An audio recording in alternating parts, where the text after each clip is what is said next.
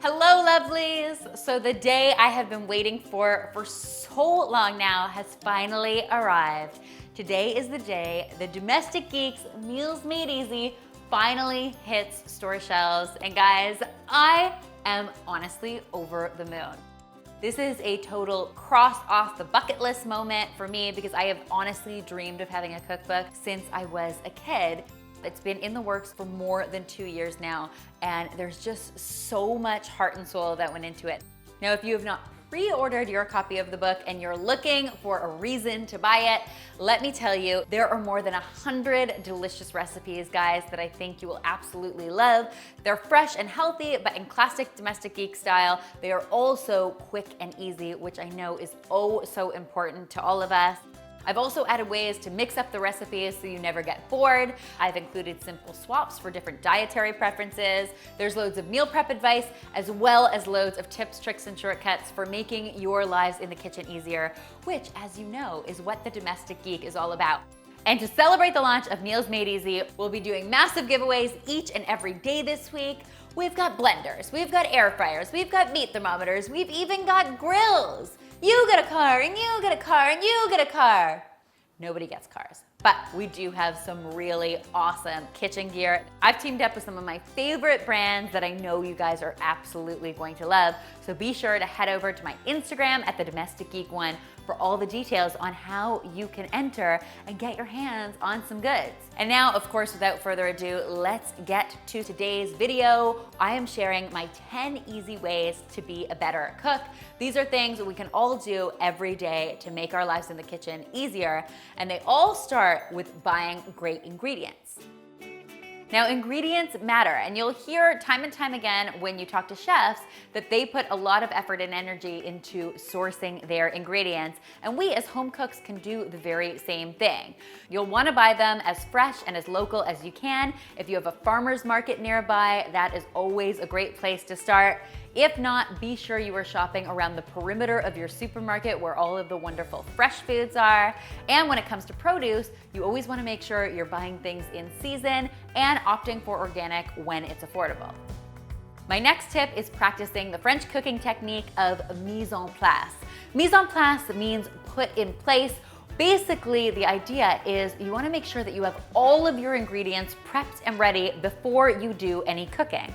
You probably noticed on the channel over the years that I always have all of my ingredients chopped and ready in little bowls for whatever I'm cooking. That way I know that I'm not missing anything, first of all, and then second, once the cooking process has started, I'm not distracted by chopping something else and then accidentally burning what I have on the stove. So it's definitely a great habit to get into and guaranteed to make your cooking a whole lot easier. Then I always recommend using a super sharp chef's knife in the kitchen. I know it sounds crazy, but you actually have fewer accidents with a sharp knife than with a dull one, because with a dull knife, your ingredients can easily slip and you're more likely to cut yourself. A sharp knife is very, very precise. You can either learn to sharpen your knives yourselves, there's a ton of great tutorials online, or you can send them out to be sharpened once or twice a year. It can be a little pricey to have it done, but trust me, it will make your life in the kitchen a whole lot easier. Speaking of knives, I also always recommend honing those knife skills. The better your knife skills, the faster your chopping is going to go, and therefore your prep takes less and less time. There are awesome culinary schools out there that offer evening and weekend courses where you can learn to chop like a pro, or just go ahead and find some online tutorials. There are thousands of them that can teach you to do everything from chopping an onion to chiffonading some basil. And then of course, practice makes perfect, so the more you chop, the better you'll get. My next tip is never to rush things, especially when you are cooking on the stove. You'll notice in all of my recipes and in the cookbook that I never recommend cooking anything on more than medium-high heat. And the reason for that is that it is so easy for things to burn. If you're not sure what temperature you should be cooking at, I always recommend opting for lower and slower because it's a whole lot safer. And the last thing you ever want to do is burn your masterpiece. Next, get to know your oils. Obviously, there are dozens of different kinds of oils on the market and each come with their pros and cons. When it comes to cooking, I always prefer to cook with flavorless oils like vegetable, canola, grapeseed or avocado. All of those are great options. You can choose whichever one you prefer. But when it comes to things like vinaigrettes or salad dressings, I always prefer to use a really good quality extra virgin olive oil when I can. Of course, there's also always room for coconut oil in your cooking, but keep in mind, whatever you make with coconut oil will inevitably have a bit of a coconut flavor.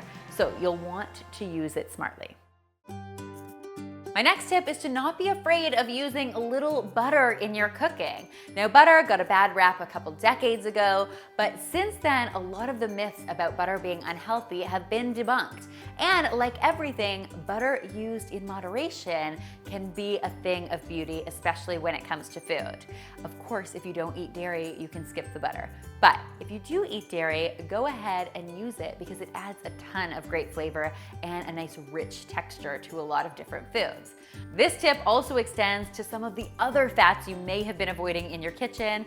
I always like using full-fat sour cream and full-fat yogurt in my cooking because I find they leave you feeling fuller longer and you can use less of them in your cooking. And of course, we know how amazing heart-healthy fats like olive oil, avocado, and nuts can be in our diet. So definitely you want to amp up your use of those. And trust me, if you ask most chefs what their most indispensable ingredient is, I promise you butter makes the list. My next tip is to learn to embrace fresh herbs in your cooking. Now, you probably know if you've been with the channel for any length of time, I use a ton of fresh herbs. You'll find them in the cookbook as well. They really bring out such a bright, beautiful flavor in all of your food. And they're easy to grow yourself. So if you want to start your own little herb garden, I definitely recommend doing that. Now, dried herbs are of course great in a pinch, but if you have fresh herbs on hand, you know I will always opt for those. My next tip, guys, is to titillate those taste buds using complementary flavors.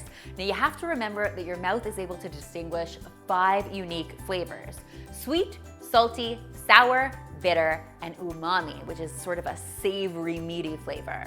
As you guys probably already know, almost all of my favorite dishes combine complementary flavors like sweet and salty or sweet and sour. So go ahead and try to find a nice balance in your cooking. And of course, don't forget my 2 other favorite flavors, smoke and spice, both of which I rarely can get enough of. My final tip, guys, is to salt liberally. Trust me, no matter how much salt you are using in your cooking, it pales in comparison to whatever you are getting from your local takeout joint. So go ahead and use salt in your cooking. Trust me, your taste buds will thank you. Also, don't be afraid to use salty ingredients in your food because they bring out a ton of flavor as well. Things like capers, anchovies, olives, and Parmesan are all amazing sources of a nice salty flavor that can really bring out magic in your food. Conversely, I always recommend you learn to pepper mindfully. While freshly ground black pepper is one of my favorite ingredients in the kitchen, a little bit can go a long way. So don't overdo it. And I always think it is a better rule to let other people pepper their own foods. Lovelies, I hope you found these tips handy and that you will put them to use in your own kitchens. Of course, don't forget, Meals Made Easy is now finally available wherever books are sold. So if you haven't already, go get your hands on a copy. I'm so excited to hear what you think of the book. Also remember that I have 5 days of amazing giveaways happening over on my Instagram account, so you can follow me there at the Domestic Geek one for all of the details. We're giving away tons of amazing stuff, so be sure to check that out. And finally, guys, if you haven't already, be sure to subscribe here because there is lots more deliciousness where this came from.